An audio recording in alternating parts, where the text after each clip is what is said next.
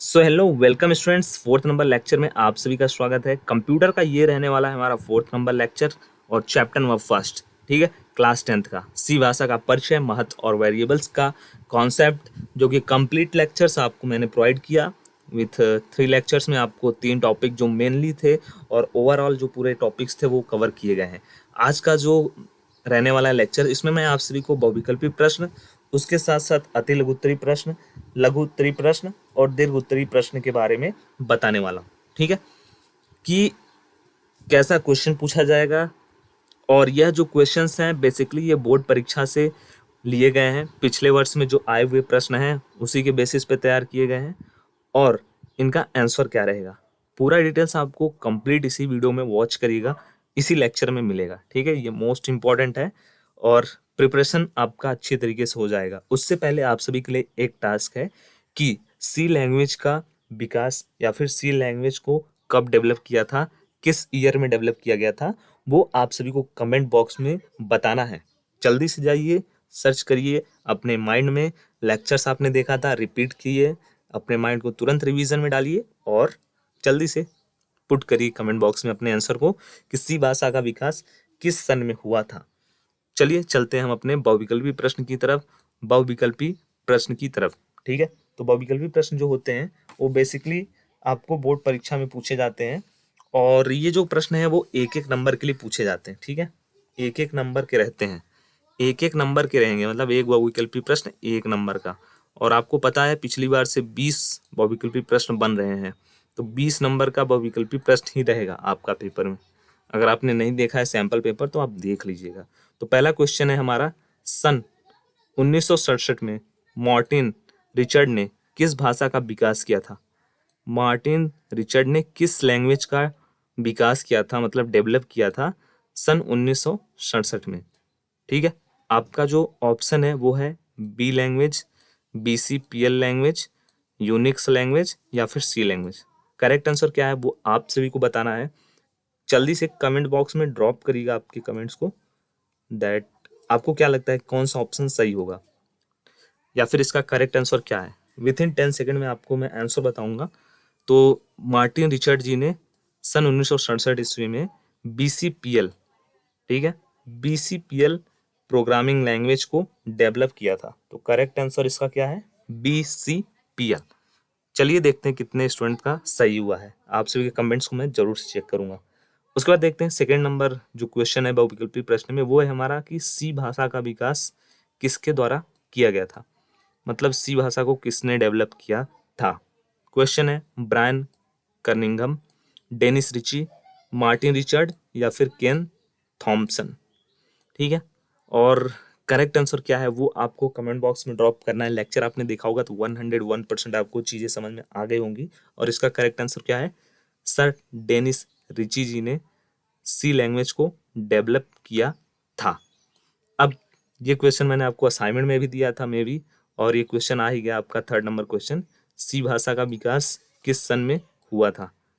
आपको बताना है कि सी भाषा का विकास किस सन में हुआ था। अब कमेंट करके बता दीजिए। अब तो आपके पास ऑप्शन भी मिल गए हैं, 1967 में, 1970 में या फिर 1972 में या फिर 1978 में। जल्दी से ड्रॉप करिए कमेंट बॉक्स में, आपके चेक कर रहा हूँ हर एक क्वेश्चन के आंसर को। तो इसका करेक्ट आंसर क्या होगा, करेक्ट आंसर जो है उसकी तरफ हम चलते हैं कि सी लैंग्वेज को किस सन में डेवलप किया गया था। तो सी लैंग्वेज को मेनली डेवलप किया था सन 1972 ईस्वी में। ठीक है, तो करेक्ट आंसर इसका क्या है, सी है। फोर्थ नंबर क्वेश्चन की तरफ चलते हैं जो कि बहुविकल्पी है। द सी प्रोग्रामिंग लैंग्वेज किसके द्वारा लिखा गया पुस्तक है। मैंने लेक्चर में आपको एक एक पॉइंट बताया था, एक एक टॉपिक के बारे में बताया था, बहुत अच्छे से समझाया था। और ये सब क्वेश्चन अगर आपने लेक्चर अटेंड किया है तो आपके लिए बहुत ही ईजी रहने वाला है। आप सभी के लिए यहाँ पे ऑप्शंस हैं ABCD, ब्रायन कनिंघम और डेनिस रिची, ब्रायन कनिंघम और केन थॉम्पसन। ठीक है, ये सब ऑप्शन है। अब बताइए आप कौन सा ऑप्शन करेक्ट है इसमें से, या फिर क्या इसका आंसर होगा। कमेंट बॉक्स में आप बताते रहिएगा, इससे आपका प्रिपरेशन भी होगा और मुझे पता भी चलता रहेगा कि कौन से स्टूडेंट्स अच्छा कर रहे हैं।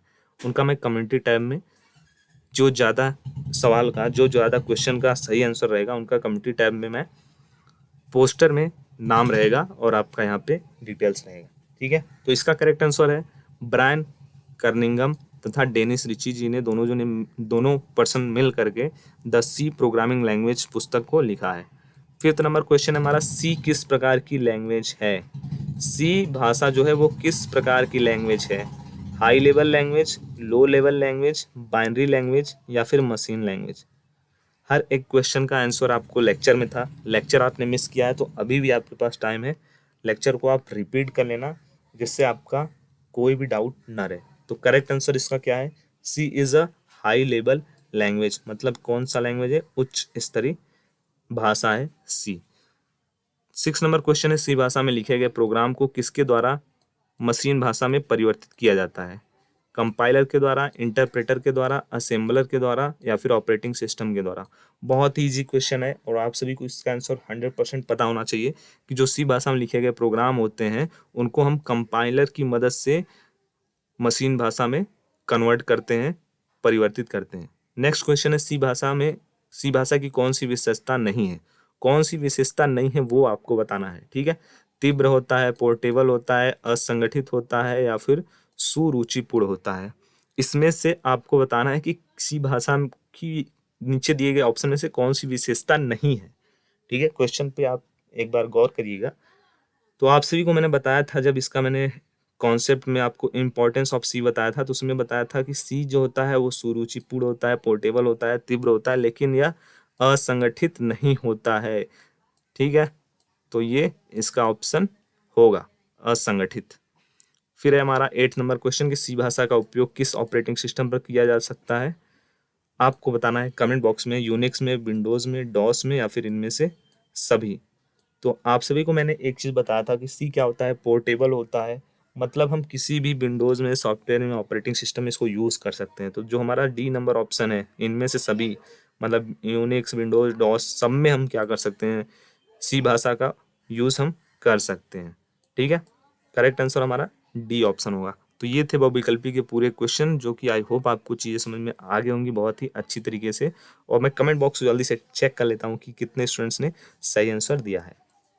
सो अब नेक्स्ट जो हमारा कॉन्सेप्ट है, नेक्स्ट टॉपिक है हमारा अति लघु उत्तरीय प्रश्न। अति लघु उत्तरीय प्रश्न जो है वो भी एक एक नंबर वाले ही रहते हैं।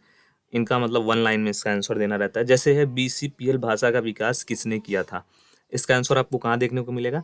लेक्चर में जाइए, फर्स्ट नंबर लेक्चर में मैंने आपको जब हिस्ट्री बताया था उसमें मैंने आपको बताया था बीसीपीएल के बारे में, इस लैंग्वेज के बारे में। तो देखिए यहाँ पे है BCPL, basic combined programming language. इसका आविष्कार किसने किया था? सर मार्टिन रिचर्ड ने किया था। करेक्ट आंसर क्या है?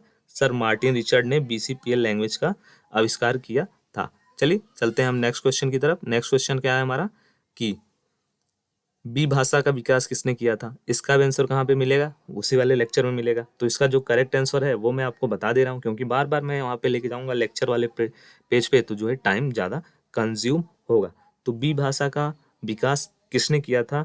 इसका जो करेक्ट आंसर है ये आपको फर्स्ट नंबर लेक्चर में देखने को मिलेगा, ठीक है। क्योंकि देखिए, अगर आपने लेक्चर अच्छे से देखा है तो आपको सभी चीज़ें समझ में आ गई होंगी। ये टॉपिक का आंसर भी, इस क्वेश्चन का आंसर भी मिल गया होगा। तो इसका करेक्ट आंसर जो है वो है हमारा केन थॉमसन ने। केन थॉमसन ने बी लैंग्वेज का आविष्कार किया था। कैसे लैंग्वेज इसका आविष्कार किया था? बीसीपीएल लैंग्वेज में कुछ और विशेषताएं थी, उनको जोड़ करके किया था, ठीक है। नेक्स्ट क्वेश्चन हमारा है सी लैंग्वेज के बारे में कि सी लैंग्वेज को कब विकसित किया गया था, मतलब किस सन में विकास किया गया था इसका। तो इसका तो आंसर आप सभी को इसी बहुविकल्पी प्रश्न में मिल गया होगा। 1972 में हमने सी लैंग्वेज को डेवलप किया गया था, ठीक है। और उसके बाद आगे का जो नेक्स्ट क्वेश्चन है, सी भाषा का विकास कहाँ हुआ था? तो आप सभी को पता है सी भाषा का विकास वेल लेबोरेटरी में हुआ था। कहाँ पे आपको इसका आंसर मिलेगा वो भी आपको पता है। फर्स्ट नंबर लेक्चर में आपको चीज़ें समझ में आ गई होंगी, वहाँ पे आपको पूरा डिटेल में चीज़ें बताई गई थी, ये टॉपिक के बारे में बताया गया था।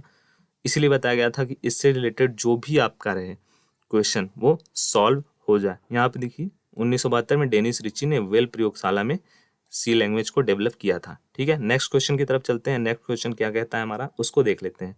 नेक्स्ट क्वेश्चन है हमारा सी भाषा की 4 विशेषताएं बताइए। तो सी भाषा की जो 4 विशेषताएं हैं उसको मैं आपको ऐसे ही बता दे रहा हूँ। बाकी आपको अगर ज़्यादा जानना हो इसके बारे में तो आप लेक्चर आपने देखा एक बार रिपीट कर लीजिएगा, और आप नोट्स चाहें तो अपने एंड से बना सकते हैं या फिर आप टीम से कॉन्टेक्ट कर सकते हैं। तो 4 विशेषताएं क्या होती हैं? सी भाषा जो होता है वो तेज होता है, पोर्टेबल होता है, ठीक है, और ये सुसंगठित होता है, सुरुचिपूर्ण होता है। और ये विशेषताएं कहाँ पे आपको देखने को मिलेंगी?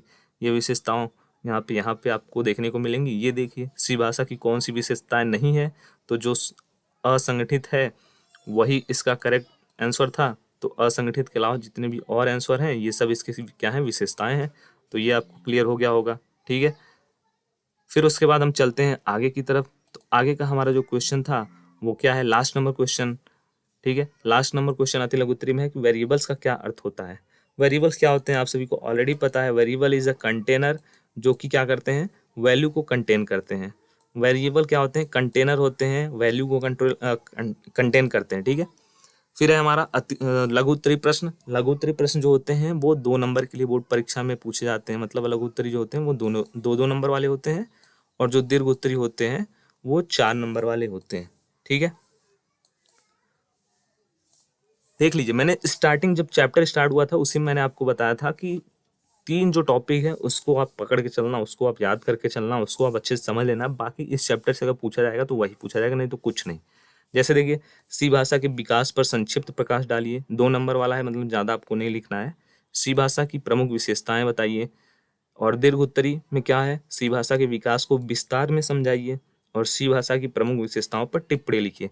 2 नंबर वाले में जो है उसमें 2 विशेषता आप लिख देना। 5 पॉइंट मैंने आपको बताया है ना विशेषता में, इंपॉर्टेंस ऑफ सी वाले मतलब सेकंड वाले लेक्चर में, तो 2 पॉइंट लिख देना 2 नंबर वाले में, और 4 नंबर वाले में 5 पॉइंट लिख देना, ठीक है। 5 पॉइंट लिख देना। उसके बाद जो हमारा प्रमुख विशेषता है वो तो हो गया आंसर इसका। इसका आंसर कहाँ पे है, इसका आंसर सेकंड नंबर वाले लेक्चर में होगा। और सेकंड नंबर वाला लेक्चर क्या था, इंपॉर्टेंस ऑफ सी, मतलब सी की क्या क्या विशेषताएं होती हैं। यहाँ पे मैंने 5 आपको बताया था पॉइंट। 2 नंबर का आएगा तो 2 लिख देना या फिर 3 लिख देना, और अगर 5 नंबर में 4 नंबर में आ रहा है तो 5 पॉइंट लिख देना बस। उसके बाद ये था कि सी भाषा के विकास पर संक्षिप्त में लिखिए या और विस्तार में लिखिए। तो सी भाषा का जो मैंने आपको फर्स्ट लेक्चर में बताया था उसमें आपको ऑलरेडी सब चीज़ें समझा दी थी कि सी जो होती है बहुत ही प्रोग्रामिंग लैंग्वेज है, लोकप्रिय है। इसके अलावा इसको कब डेवलप किया गया था, कैसे डेवलप किया गया था, किन लैंग्वेज को ऐड करके डेवलप किया गया था, या हाई लेवल स्ट्रक्चर्ड या फिर यह पोर्टेबल है, इसको हम कहीं पे भी रन कर सकते हैं किसी भी उसमें, ठीक है। तो ये सब चीज़ें जो हैं वो क्लियर हो गई होंगी। सो ये था पूरा हमारा लेक्चर नंबर कंप्लीट हो गया। मतलब आपका जो चैप्टर नंबर फर्स्ट चल रहा था, सी भाषा का परिचय, महत्व और वेरिएबल्स की अवधारणा, इसका पूरा टॉपिक कंप्लीट हो गया, पूरा लेक्चर कंप्लीट हो गया, इसके क्वेश्चन आंसर कंप्लीट हो गए, और इसके जो भी बहुविकल्पी, अति लघु उत्तरी, दीर्घ उत्तरी मोस्ट इंपॉर्टेंट थे वो भी आपको बता दिए गए हैं। इसका आपको टेस्ट कब चाहिए, मतलब इसमें जो भी टेस्ट अगर आप देना चाहते हो तो आप कमेंट बॉक्स में लिख सकते हैं। मिलते हैं नेक्स्ट वीडियो में, तब तक के लिए सभी को thank you for watching this video and जय हिंद, जय भारत, वंदे मातरम। धन्यवाद। यूट्यूब चैनल को सब्सक्राइब कर लीजिए नेक्स्ट वीडियो के लिए।